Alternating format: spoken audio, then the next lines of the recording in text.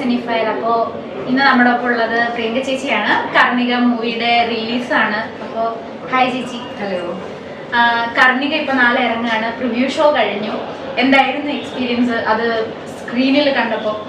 വലിയ സന്തോഷമാണ്. അഭിനയിക്കുന്ന ഓരോ സിനിമയും അത് റിലീസാകുമ്പോൾ അത് സ്ക്രീനിൽ കാണണം എന്ന് പറയുന്നത് ഉറപ്പായിട്ടും വലിയ സന്തോഷമാണ്. പ്രേക്ഷകരുടെ കൂടെ ഇരുന്ന് കാണുക എന്ന് പറയുന്നത് അത് വളരെ ബ്യൂട്ടിഫുൾ ആയിട്ടുള്ളൊരു എക്സ്പീരിയൻസ് ആണ്.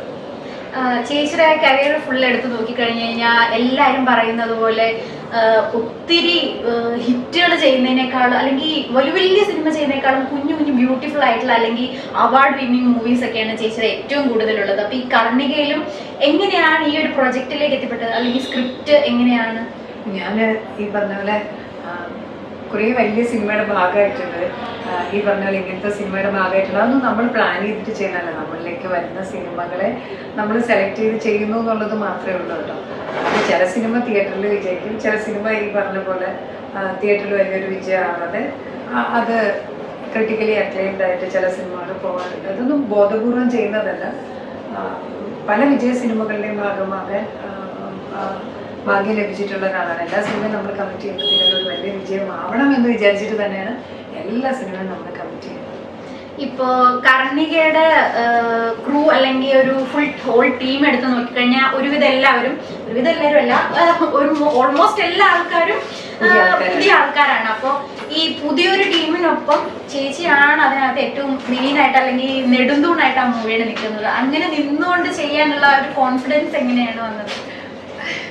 സോമൻ സാറാണ് ഈ മൂവി പ്രൊഡ്യൂസ് ചെയ്തേക്കുന്നത്, ഏറിസ് ഗ്രൂപ്പാണ് പ്രൊഡ്യൂസ് ചെയ്തേക്കുന്നത്.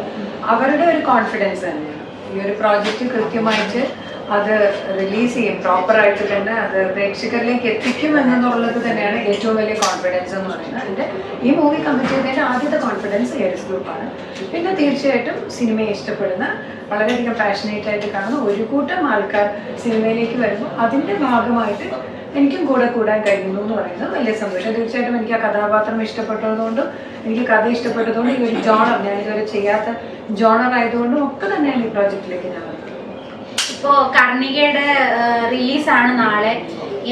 പ്രേക്ഷകർ ഇത് എങ്ങനെയായിരിക്കും എടുക്കുന്നതാണ് ചേച്ചിക്ക് തോന്നുന്നത്? അല്ല, തീർച്ചയായിട്ടും പ്രേക്ഷകർക്ക് ഇഷ്ടമാവണം, പ്രേക്ഷകർ അതിനെ അംഗീകരിക്കണം എന്ന് തന്നെയാണ് ഞങ്ങൾ എല്ലാവരും ആഗ്രഹിക്കുന്നത്. ഇപ്പോൾ സിനിഫയലിൻ്റെ പ്രേക്ഷകരോട് എന്താണ് പറയുന്നത്? സിനിഫയലിൻ്റെ പ്രേക്ഷകരോട് തീർച്ചയായിട്ടും നിങ്ങളെല്ലാവരും ഈ സിനിമ തിയേറ്ററിൽ പോയി കാണണം, പ്രോത്സാഹിപ്പിക്കണം, സപ്പോർട്ട് ചെയ്യണം. Thank you.